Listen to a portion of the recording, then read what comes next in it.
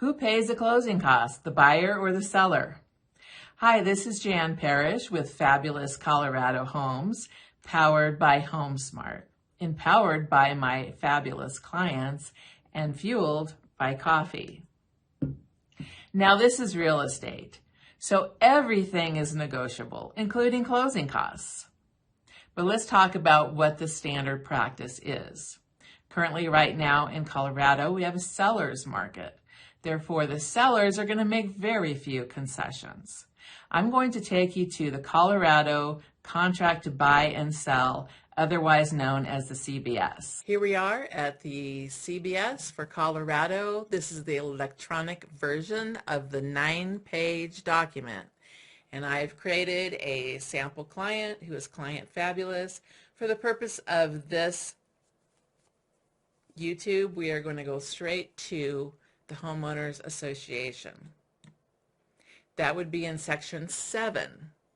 Now, Section 7, it talks all about the Homeowners Association, and in the Colorado contracts, everything written in black is part of the standard Colorado contract. It's not something that we can change. Things that are written in blue were written by the realtors. So everything on this section, you're going to want to read it, but it's all standard Colorado contracts. And your realtor should go over all of this with you and give you plenty of time to read it and look through it. Now I'm going to go to the title part. The title insurance is Section 8 in 8.1.1. Typically, the seller selects the title insurance company and the seller pays the title insurance for themselves. You can also, as a buyer, select the title insurance company. Here's the thing you want to watch out for. If the buyer selects a title insurance company in this contract right over here, according to 8.1.2, the buyer pays the seller's costs. Now, if you as a buyer want to select the title company and not pay the seller's costs, that needs to be addressed in a different section. So we're going to go there. I'll show you that in a minute. But first, let's talk over the owner's extended coverage, which is 8.1.2. This is the title commitment, and you want to hit this radio button that says you will want the owner's extended coverage. And what this does for you, it's very important for both the buyer and the seller, because here's how this works. When you close on this property, let's say you close at the end of the month, it may be a couple of weeks before the actual deed is filed with the courts, okay? So between the time that it closes and the time that is recorded, there is a gap period. During that gap period, there could be some unrecorded mechanic liens.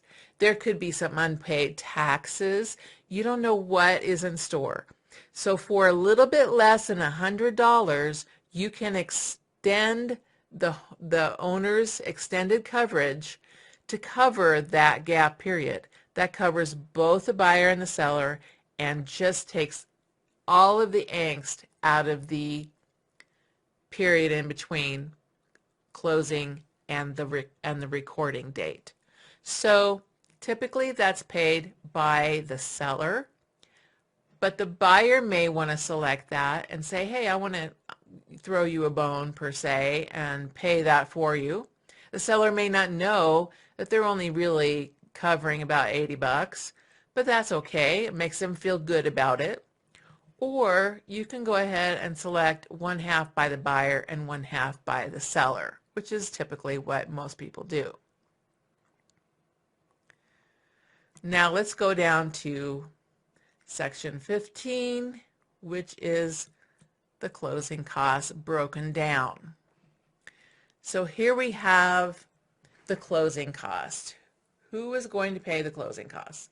The fee for here on 15.2, closing service fee.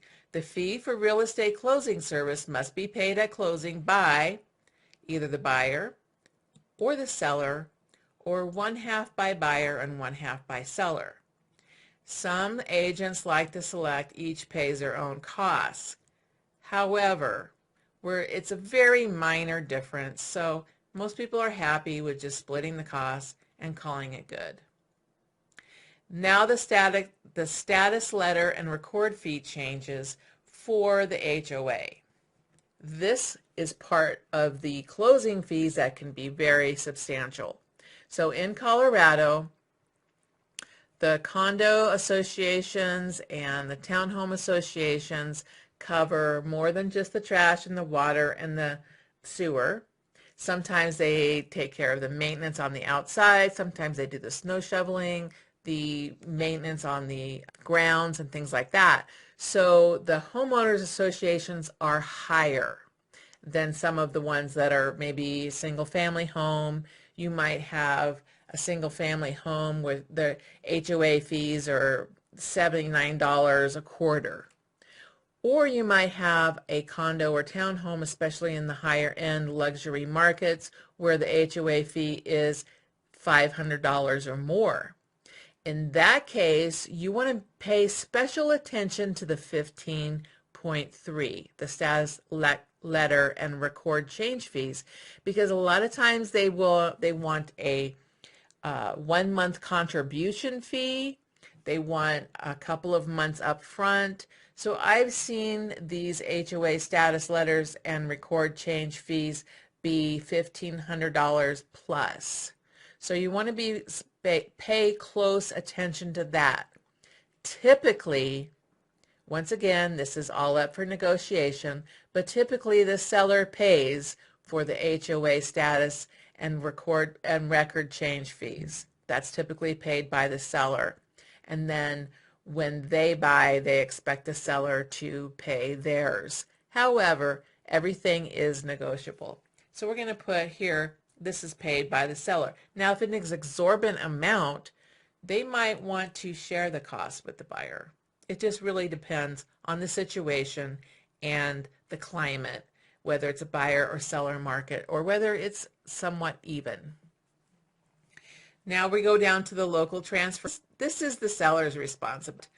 As a buyer, if you want to help them, that's up to you, but you want to probably just go ahead and let the seller pay that. Private transfer fee as well, same thing. Seller usually pays that. This is where the homeowners association, if they've had some tight times, they're trying to make up fees, so they add a couple of extra months in here. So you want to make sure that you pay attention to those. As far as water transfer fees, those are typically seller, or you can pay half and half. Many times there is not even a water transfer fee. So they'll put either the seller or half and half. And of course the taxes are paid by the seller. Those are the closing fees. Thank you so much for watching. I hope this answered your questions on who pays the closing costs. If you found value in this video, please hit the like button and be sure and subscribe so I can talk to you again next week. Until next time, this is Jan Parrish. Have a fabulous week.